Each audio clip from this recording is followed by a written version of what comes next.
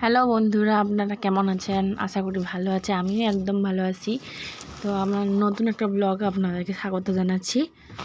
দেখে নিন, এটা হচ্ছে চিংড়ি মাছকে শুকনো করা করে ভেজে নিয়েছি।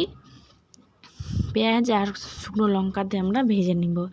তো আজকে রান্না হবে বরবটি আলু ভাজা হবে, মুরগির মাংস রান্না হবে। পেঁয়াজ আমাদের কাটা হয়ে গেছে। এই দেখুন, আমাদের মুরগির মাংস আনা হয়ে গেছে। 2 রকমের তেল দেখে নিন। আমাদের রাত্রে তরকা রান্না হবে। আমি আজকে শেয়ার করব রেসিপিটা, আপনারা করে খেয়ে দেখবেন, খুব ভালো লেগেছে। এদিকে আমাদের ভাত রান্না হচ্ছে। দেখুন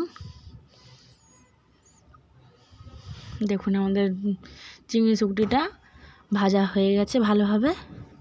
এবার চাটনি করব আমরা শুকনো লঙ্কা দিয়ে, পেঁয়াজ দিয়ে ভাত খাবার জন্য। আমাদের মুরগির মাংসটা ভালোভাবে ধুয়েও নিয়েছি আমি। এবার কড়াতে আমরা তেল দিয়েছি মুরগির মাংসটা রান্না করব বলে। তারপর পেঁয়াজ দিয়ে দিলাম।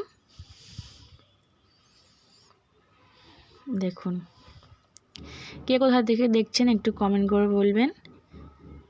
আর এদিকে ভাতও রান্না হচ্ছে, ফুটতিছে।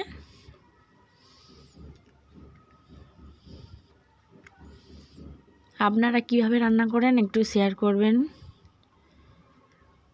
দেখুন আমাদের এদিকে রেডি হয়ে গেছে, ভাত খাওয়া হবে এখন এই মুহূর্তে।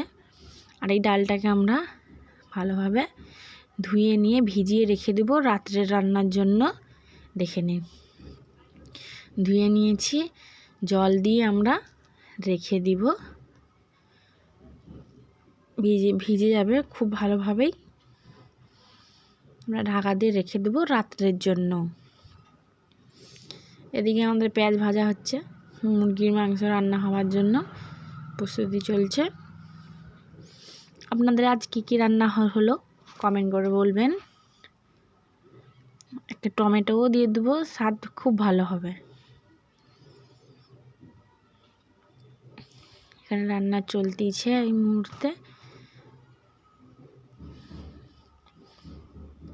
এখন চাটনি হবে।